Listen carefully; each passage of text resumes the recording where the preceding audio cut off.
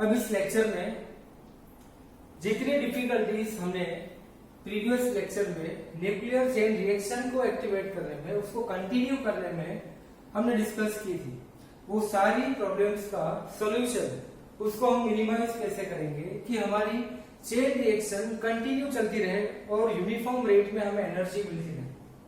सो जितनी भी डिफिकल्टीज थी उस डिफिकल्टीज का रिजोल्यूशन हमने कैसे किया, उसको कैसे हमने मिनिमाइज किया और उस सारी डिफिकल्टी के बाद हमने न्यूक्लियर रिएक्टर से एनर्जी कैसे जनरेट की। तो ये सारे पार्ट्स हम इस लेक्चर में डिस्कस करेंगे। सबसे पहले उस तीनों डिफिकल्टीज का हम सॉल्यूशन फाइंड आउट करेंगे। तो हमारी पहली डिफिकल्टी थी जो हमने लास्ट लेक्चर में डिस्कस की थी, पुअर कंसंट्रेशन ऑफ यूरेनियम।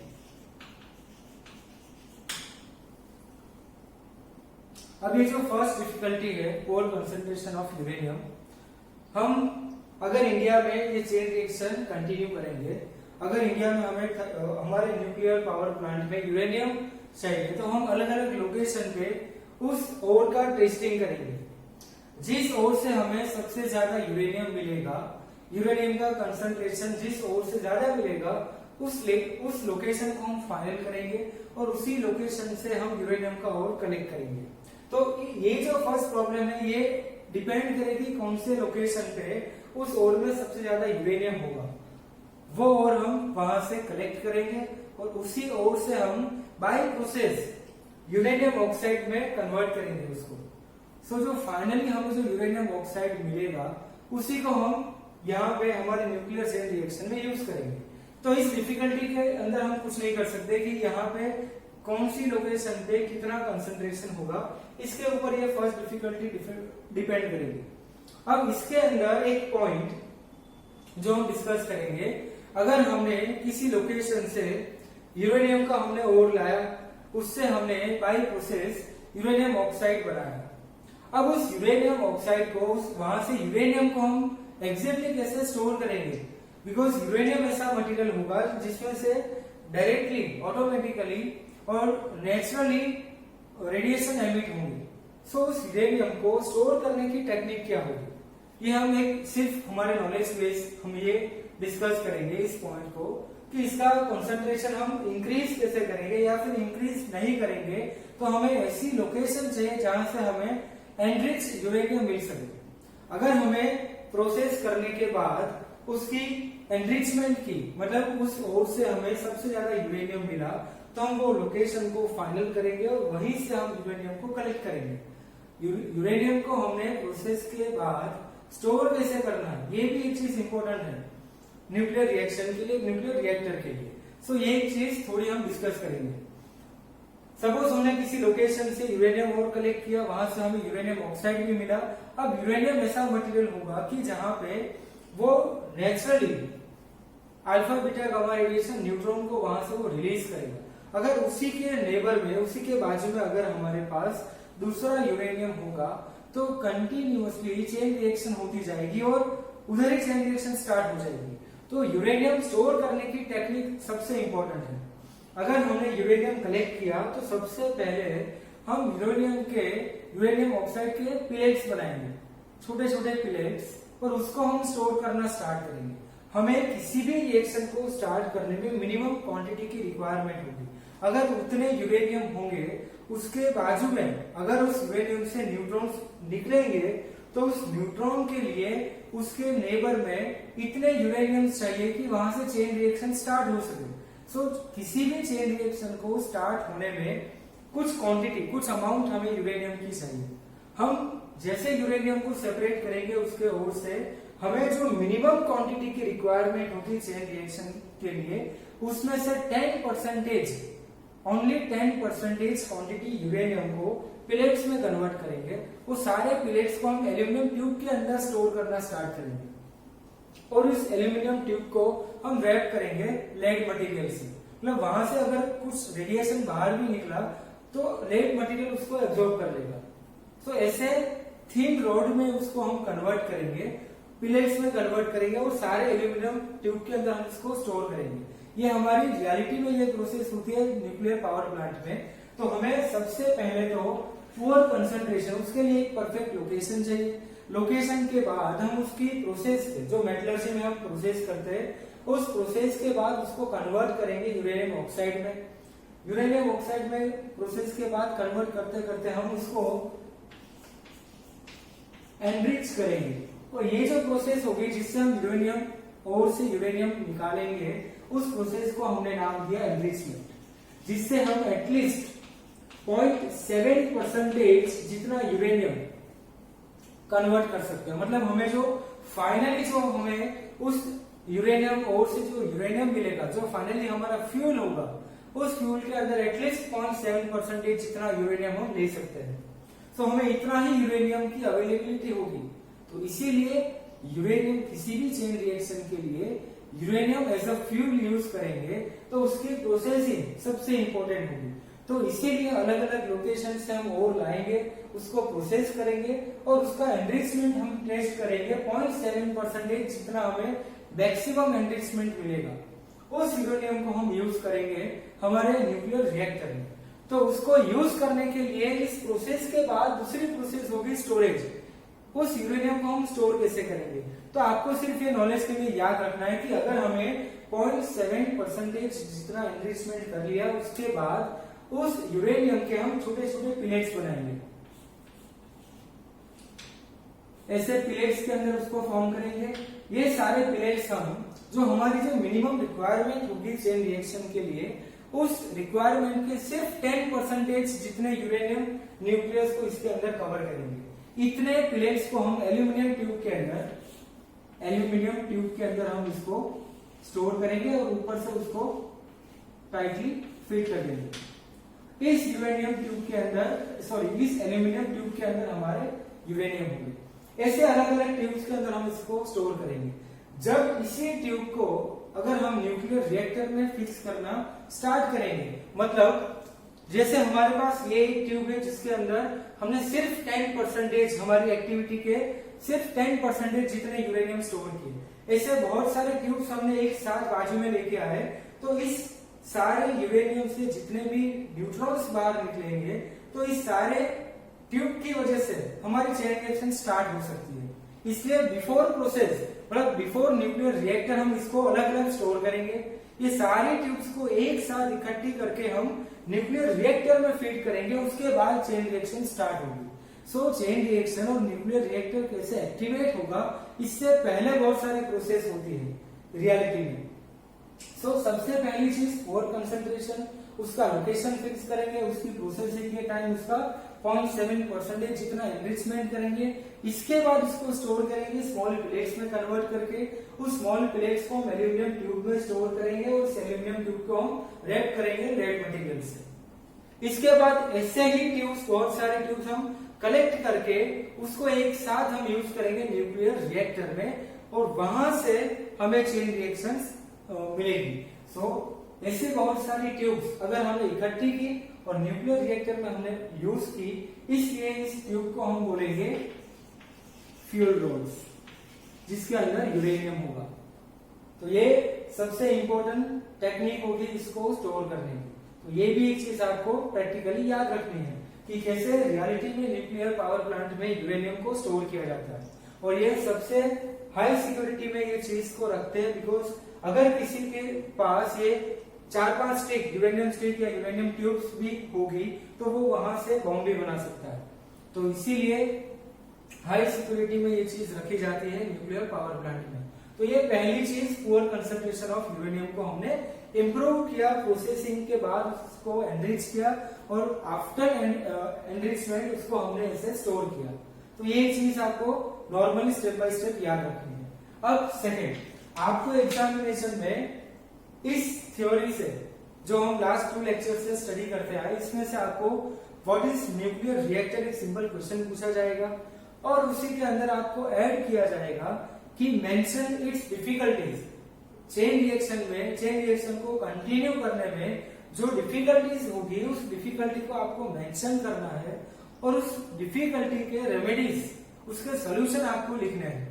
तो उसके फर्स्ट सॉल्यूशन में आपको पोर कंसंट्रेशन का एनरिचमेंट, ये उसका सॉल्यूशन डिटेल में लिखना है। ये प्रोसेस स्टोरेज की सिर्फ आपके नॉलेज के लिए। अब सेकेंड जो डिफिकल्टी थी हमारी, सेकेंड डिफिकल्टी थी फास्ट न्यूट्रॉन्स। अब जैसे हमने फर्स्ट एक न्यूट्रॉन यूरेनियम के ऊपर बम्बार्ड किया, वहां से हमें as a by product 3 neutrons मिले। उस न्यूट्रॉन में और हमारे इनिशियल न्यूट्रॉन के अंदर कंपैरेटिवली क्या डिफरेंस था?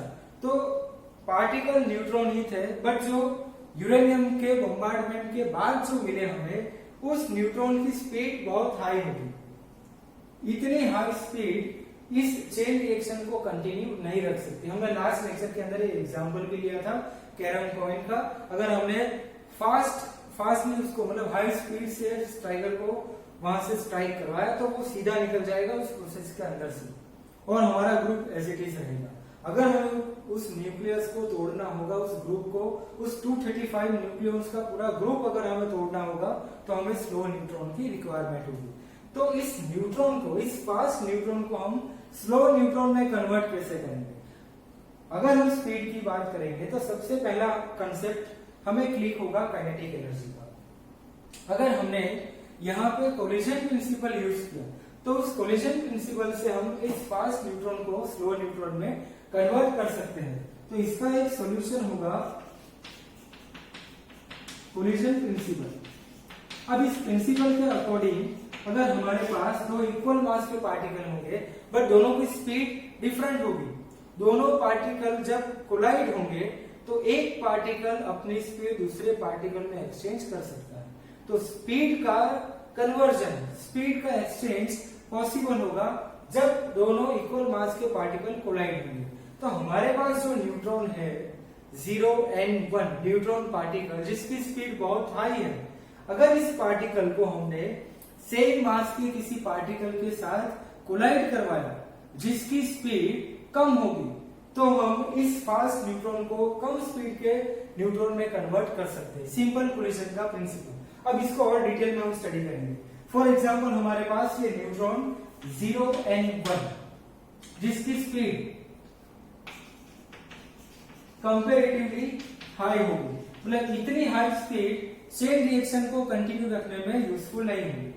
अगर इस पार्टिकल को हमने सामने हाइड्रोजन के साथ 1h1 मतलब इसके अंदर एक प्रोटॉन होगा या फिर 1h2 ड्यूटेरियम के साथ हमने कोलाइड करवाया। अब ये दोनों पार्टिकल के साथ क्यों कोलाइड करवाया? तो हाइड्रोजन या ड्यूटेरियम, इस दोनों पार्टिकल का रूम टेम्परेचर पे थर्मल वेलोसिटी होगी। ड्यू टू थर्मल वेलोसिटी उसके इस दोनों पार्टिकल के पास थर्मल एजिटेशन की वजह से जो एनर्जी होगी, जो वेलोसिटी होगी, वो कंपैरेटिवली इससे बहुत कम होगी। जो हमने इनिशियली न्यूट्रॉन बम्बार्ड किया था उस न्यूट्रॉन जितनी एनर्जी हमें रूम टेम्परेचर में मिल जाएगी। तो इसकी थर्मल कैरेक्टरिस्टिक की वजह से हमने इस फास्ट न्यूट्रॉन को सिमिलर मास वाले किसी भी पार्टिकल के साथ अगर बम्बार्ड करवाया तो इसकी हाई वेलोसिटी ये पार्टिकल गेन करेंगे और इस पार्टिकल की ड्यू टू थर्मल कैरेक्टरिस्टिक जो लो स्पीड होगी, ये लो स्पीड ये वाला पार्टिकल गेन करेगा। तो हमारा जो फास्ट न्यूट्रॉन था वो अल्टीमेटली कन्वर्ट हो गया लो न्यूट्रॉन में, मतलब स्लो न्यूट्रॉन में। सो फास्ट न्यूट्रॉन या फिर हाई एनर्जेटिक न्यूट्रॉन को कन्वर्ट करना हुआ लो एनर्जेटिक न्यूट्रॉन या फिर स्लो न्यूट्रॉन में, तब हम क्या करेंगे, इस न्यूट्रॉन को, इस हाई स्पीड न्यूट्रॉन को किसी पार्टिकल, किसी सिमिलर मास के पार्टिकल के साथ कोलाइड करवाएंगे। बट उस पार्टिकल की कैरेक्टरिस्टिक क्या होनी चाहिए कि इस पार्टिकल के पास कुछ थर्मल वेलोसिटी, जो मिनिमम वेलोसिटी होनी चाहिए चेन रिएक्शन के लिए। तो ये दोनों पार्टिकल, हाइड्रोजन या ड्यूटेरियम, ये दोनों पार्टिकल ऐसे होंगे जिसके पास थर्मल कैरेक्टरिस्टिक की वजह से एक थर्मल वेलोसिटी होगी। अगर इस वेलोसिटी का पार्टिकल इस हाई स्पीड के पार्टिकल के साथ कोलाइड करेगा तो इस पार्टिकल की थर्मल वेलोसिटी ये न्यूट्रॉन गेन करेगा और इस न्यूट्रॉन की वेलोसिटी ये पार्टिकल गेन करेंगे। सो बिफोर प्रोसेसिंग, बिफोर हमने जो मतलब इनिशियली प्रोसेस स्टार्ट की और हमें बाई प्रोडक्ट में जो न्यूट्रॉन मिले जिसको हमने नाम दिया फास्ट न्यूट्रॉन, अगर हमने इसका कोलिजन सक्सेसफुली करवाया तो हमें जो फाइनल आउटपुट में जो न्यूट्रॉन मिलेगा उस न्यूट्रॉन को हमने नाम दिया थर्मल न्यूट्रॉन्स। थर्मल का मतलब हीट या गर्म नहीं समझना हमें। थर्मल न्यूट्रॉन मतलब कि इस थर्मल कैरेक्टरिस्टिक की वजह से इस दोनों पार्टिकल के पास जो इनिशियली थर्मल कैरेक्टरिस्टिक थी, थर्मल वेलोसिटी थी, उस वेलोसिटी को इस न्यूट्रॉन ने गेन किया, इसलिए हमारा फास्ट न्यूट्रॉन कन्वर्ट हो गया थर्मल न्यूट्रॉन में, जिसकी स्पीड कंपैरेटिवली कम होगी, जो चेन रिएक्शन के लिए यूजफुल होगी। सो सेकेंड जो प्रॉब्लम थी फास्ट न्यूट्रॉन, हम इसको कोलिजन प्रिंसिपल से रिमूव कर सकते हैं और इस प्रोसेस को हम थर्मल रिएक्टर के अंदर इस प्रोसेस को कैसे वहां पे प्रैक्टिकली यूज करेंगे, तो हम उसी चैम्बर के अंदर इस दोनों में से किसी भी एटम को, किसी भी न्यूक्लियस को हम वहां पे ऐड करेंगे और इस न्यूक्लियस का डायरेक्टली कोलिजन करवाएंगे न्यूट्रॉन के साथ। सो प्रोसेस के टाइम पे और रियलिटी में प्रैक्टिकली ये जो प्रोसेस होगी इसमें इसको हम बोलेंगे मॉडरेटर, जो हमारे फास्ट न्यूट्रॉन की स्पीड मॉडरेट करके देगा, इसलिए हमने इसको नाम दिया है मॉडरेटर। सो रियलिटी में ये थर्मल न्यूट्रॉन हम यूज करेंगे चेन रिएक्शन को कंटिन्यू करने में, और इस थर्मल न्यूट्रॉन में हमें हेल्प करेंगे इस टाइप के मॉडरेटर्स, H2O या D2O, हैवी वाटर या हमारा नॉर्मल वाटर। सो इसीलिए न्यूक्लियर रिएक्टर में रियलिटी में इस टाइप के मटेरियल्स को भी हम यूज करेंगे उसी चैम्बर में, जहां से neutron by product as a by product बाहर निकलेंगे, जो हाई स्पीड न्यूट्रॉन्स होंगे। उसी न्यूट्रॉन को अगर ये यूरेनियम के साथ बम्बार्ड होंगे, इससे पहले ये न्यूक्लियस के साथ बम्बार्ड हो जाएंगे।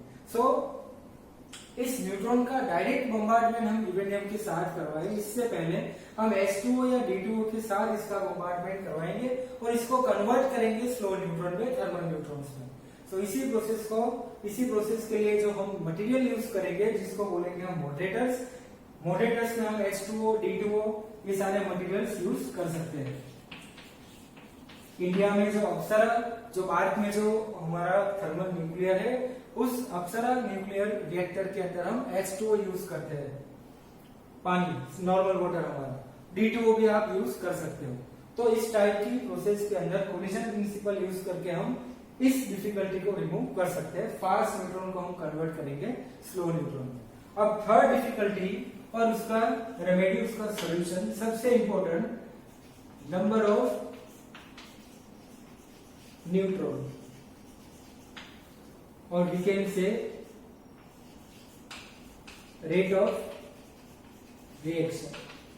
अब जैसे हमने इनिशियली चेन रिएक्शन स्टडी की कि एक न्यूट्रॉन जब यूरेनियम के ऊपर बम्बार्ड होगा, हमें फाइनली 3 न्यूट्रॉन्स मिलेंगे। इसके बाद और 3 न्यूट्रॉन्स के साथ हमें 3 यूरेनियम के साथ हमें टोटल 9 न्यूट्रॉन्स मिलेंगे। 9 के बाद 27, ऐसे नंबर ऑफ न्यूट्रॉन्स हमारे इंक्रीज होते जाएंगे। तो धीरे धीरे जो हमारी प्रोसेस होगी वो अनकंट्रोलेबल होती जाएगी। तो इसको कंट्रोल करने के लिए हमें नंबर ऑफ न्यूट्रॉन्स को कंट्रोल करना सबसे जरूरी होगा। सो हम इसके लिए यूज करेंगे कि फॉर एग्जांपल हमारे न्यूक्लियर रिएक्टर के अंदर हमने uranium as a fuel use किया, हमने एक न्यूट्रॉन को वहां से यूरेनियम के ऊपर बम्बार्ड करवाया, वहां से हमने मॉडरेटर भी यूज कर लिया। सो हमें जो बाय प्रोडक्ट में जो न्यूट्रॉन्स मिलेंगे उसकी स्पीड भी कम हो गई, मतलब हमें ऐसे न्यूट्रॉन्स मिले जो हमें प्रोसेस कंटिन्यू करने में हेल्प करेंगे। अब वही न्यूट्रॉन धीरे धीरे इंक्रीज होते जाएंगे, तो एक साथ इतने न्यूट्रॉन्स अगर यूरेनियम के ऊपर बम्बार्ड होंगे तो इतने यूरेनियम टूटेंगे और उसके साथ इतनी ही एनर्जी भी रिलीज होगी। तब हमें क्या किया कि हमने उस रिएक्टर के अंदर ऐसी सिस्टम अरेंज की कि अगर उसके अंदर नंबर ऑफ न्यूट्रॉन्स इंक्रीज हो जाएंगे, मतलब न्यूट्रॉन का यूरेनियम के साथ कोलिजन इतना इंक्रीज हो जाएगा कि प्रोसेस हमारी अनकंट्रोल हो जाएगी, तब हमने एक सिस्टम डेवलप की इसके अंदर और हमने इंस्टेंटेनियसली उसी इंस्टेंट पे जब हमें प्रोसेस अनकंट्रोलेबल दिखेगी, उस इंस्टेंट पे उस सिस्टम के अंदर, उस चैम्बर के अंदर एक अलग टाइप के मटेरियल को हम इंसर्ट करेंगे, जिसको हमने नाम दिया कंट्रोल रोड्स जो कैडमियम या बोरोन मटेरियल के होंगे, और इस मटेरियल की स्पेशलिटी ये होगी कि ये न्यूट्रॉन्स को एब्जॉर्ब कर लेंगे।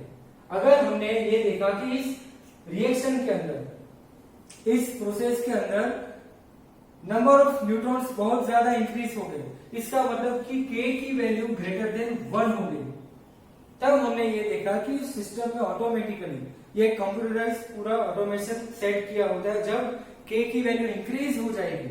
अब K का मीनिंग क्या होगा, सबसे पहले हम K ये जो टर्म हमने यूज किया इसको एक्सप्लेन करेंगे। K मतलब मल्टीप्लीकेशन फैक्टर।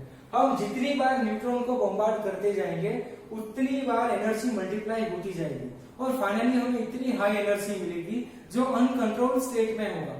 सो K का मतलब होगा कि नंबर ऑफ न्यूट्रॉन का प्रोडक्शन, जिसको हम डिफाइन करेंगे K इज इक्वल टू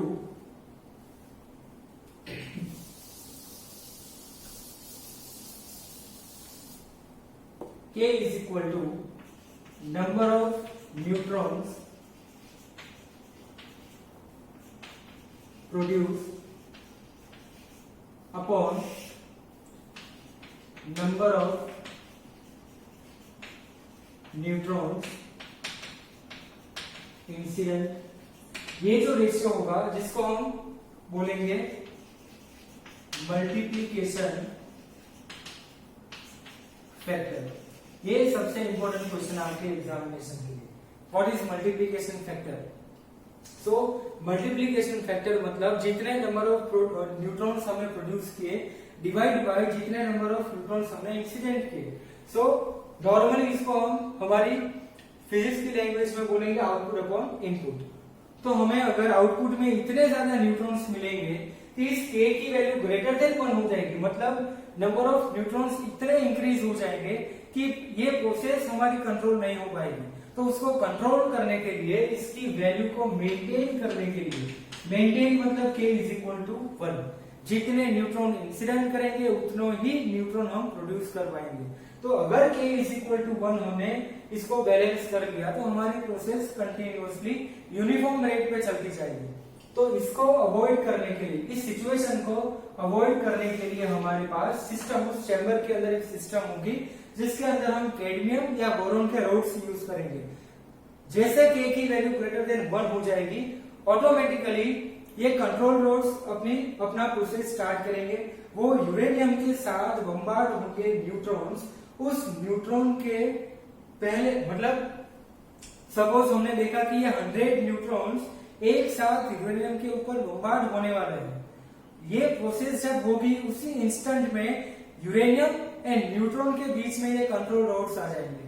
तो ये यूरेनियम जो जाएंगे उसमें से मैक्सिमम यूरेनियम को ये कंट्रोल रोड्स एब्जॉर्ब कर लेंगे और जितने न्यूट्रॉन्स एब्जॉर्ब हो जाएंगे और जैसे हमने K इज इक्वल टू 1 ये सिचुएशन, ये स्टेट हमने अचीव कर लिया, ये कंट्रोल रोड्स अपने आप वहां से बाहर निकल जाएंगे। सो ये सिस्टम ऑटोमेशन पे होगा। जब K ग्रेटर देन 1 होगा तब एक सायरन बजेगा जो अलार्मिंग सिस्टम होगा, जिससे हमें पता चलेगा कि अब कंट्रोल रोड्स अंदर जाएंगे और वहां से नंबर ऑफ न्यूट्रॉन्स को वो एब्जॉर्ब करेंगे और उस प्रोसेस को मेंटेन करेंगे K इज इक्वल टू 1 में। सो K इज इक्वल टू 1 होगा तो ये हमारी जो प्रोसेस होगी वो कंट्रोल मैनर में होती जाएगी। इसी प्रोसेस में ये भी पॉसिबिलिटी हो सकती है K लेस देन 1 की। इसका मतलब इतने न्यूट्रॉन्स मिलेंगे ही नहीं हमें आउटपुट में कि आगे चेन रिएक्शन कंटिन्यू हो पाए। तो अगर K लेस देन 1 होगा तो ये स्टेट ऐसा भी होगा कि जहां पे प्रोसेस स्टॉप होने के भी चांसेस है। K इज इक्वल टू 1 मतलब यूनिफॉर्म रेट में मिलेगा। K ग्रेटर देन 1 तो ये बहुत ही क्रिटिकल वहां पे सिचुएशन हो जाएगी कि वहां पे ब्लास्ट भी हो सकता है। तो इस तीनों वैल्यू के लिए K greater than 1, K is equal to 1 and K less than 1, इस तीनों सिचुएशन को हमें बैलेंस करना होगा। अगर हमारी ये प्रॉब्लम होगी कि नंबर ऑफ न्यूट्रॉन्स बहुत ज्यादा है तो उसको हम कंट्रोल करेंगे कंट्रोल रोड से, जिसमें हम कैडमियम या बोरोन के रोड्स यूज करेंगे। और अगर उसको हमने यूज किया तो हम किस टाइप की सिचुएशन को मेंटेन करेंगे, हम K इज इक्वल टू 1 वाली जो सिचुएशन होगी उस सिचुएशन में स्टेट को हम अचीव करना चाहेंगे। अगर ये सिचुएशन होगी तो ये सुपर क्रिटिकल सिचुएशन होगी, super critical situation. K less than 1 होगा तो ये सब क्रिटिकल और ये क्रिटिकल। तो ये हमें सिचुएशन मेंटेन रखनी है K इज इक्वल टू 1। सो ये तीनों स्टेज हमें यहाँ पे डिफाइन भी हमारे एनसीईआरटी में डिफाइन भी कर रहे हैं, कैसे हमें K की वैल्यू को अचीव करना है, कैसे K इज इक्वल टू 1 को हमें यहाँ पे इस वाले स्टेट को अचीव करना है बाय यूजिंग कंट्रोल रूल्स। तो ये सारी सिचुएशन, ये तीनों हमारी मेन प्रॉब्लम्स जिसको हमें रिजॉल्व करना है, जिसको हमें यहाँ से मिनिमाइज करना है। सो फर्स्ट सिचुएशन थी हमारी पुअर कंसंट्रेशन ऑफ यूरेनियम। सो हमें नेचुरली जो यूरेनियम मिलेगा किसी भी ओर से, उस यूरेनियम के बहुत कम न्यूक्लियस हमें उस ओर से मिलेंगे। सो अगर हमें चेन रिएक्शन कंटिन्यू करनी होगी तो हमें यूरेनियम की इतनी क्वांटिटी चाहिए कि वहां से चेन रिएक्शन कंटिन्यू हो सके। तो हमें सबसे पहले ओर से यूरेनियम रिच, मतलब जिस ओर के अंदर सबसे ज्यादा यूरेनियम होंगे उसको बाय प्रोसेस करके हमने उस ओर को एनरिच किया 0.7% तक। उस ओर को हम यूज करेंगे न्यूक्लियर रिएक्टर में। उस ओर को हम वहां से जो हमने बाय प्रोसेस करके जो यूरेनियम ऑक्साइड बनाया, उस यूरेनियम ऑक्साइड को हम स्टोर कैसे करेंगे, तो उसके छोटे छोटे पिलेट्स बनाएंगे। उस पिलेट्स को हम एल्यूमिनियम ट्यूब में और उसको रैप करेंगे लेड से, ऐसे ट्यूब्स बनाएंगे। ऐसी बहुत सारी ट्यूब एक साथ कलेक्ट करके हम अगर रिएक्टर में स्टोर करेंगे तो रिएक्टर स्टार्ट हो जाएगा, मतलब उसका वर्किंग स्टार्ट होगा। तो इस ट्यूब के अंदर इतनी ही अमाउंट स्टोर की जाती है जिससे एक्टिवेशन स्टार्ट नहीं हो पाए। तो इसीलिए जो जिस मिनिमम अमाउंट पे चेन रिएक्शन स्टार्ट होगी उस मिनिमम अमाउंट की ओनली 10% जितना यूरेनियम हम यहाँ पे स्टोर करेंगे। इतने 10% वाले हमारे पास बहुत सारे ट्यूब्स होंगे। जब हमें रिएक्शन स्टार्ट करना होगा तब बहुत सारे ट्यूब का कलेक्शन एक साथ चैम्बर के अंदर हम यूज करेंगे और इसके बाद हमारी रिएक्शन स्टार्ट होगी। तो ये फर्स्ट प्रॉब्लम का सोल्यूशन। और ऐसे बहुत सारे ट्यूब्स हम साथ में यूज करेंगे चैम्बर में, इसीलिए इस ट्यूब को हमने नाम दिया फ्यूल रोड्स। अब सेकेंड थी हमारी प्रोसेस, सेकेंड डिफिकल्टी थी फास्ट न्यूट्रॉन। इस फास्ट न्यूट्रॉन को हम मिनिमाइज करेंगे बाय कोलिजन प्रिंसिपल। इस न्यूट्रॉन को सिमिलर मास के किसी न्यूक्लियस के साथ हम बम्बार्डमेंट करवाएंगे, कोलिजन करवाएंगे। जैसे कोलिजन होगा इक्वल मास वाले एटम के साथ, तब हमने देखा कि वेलोसिटी का एक्सचेंज होगा। तो हमने इस यूरेनियम को थर्मल क्रिटिकल स्टेज वाले हाइड्रोजन या 1s ड्यूटेरियम के एटम के साथ हमने उसका कोलिजन करवाया। सो थर्मल वेलोसिटी जो थी हाइड्रोजन या 1s2 के पास, D2 या H2O के पास, वो वेलोसिटी ये न्यूट्रॉन गेन करेगा और अपनी फास्ट वेलोसिटी को वहां पे उस दोनों एटम को प्रोवाइड करेगा।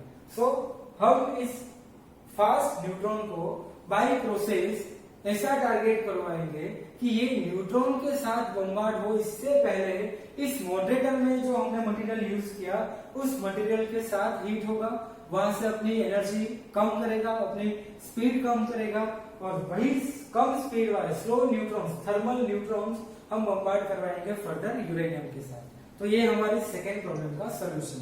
थर्ड प्रॉब्लम थी हमारी नंबर ऑफ न्यूट्रॉन्स। अब ये चेन रिएक्शन जितनी होती जाएगी कंटिन्यूसली उतनी ही एनर्जी मल्टीप्लाई होती जाएगी।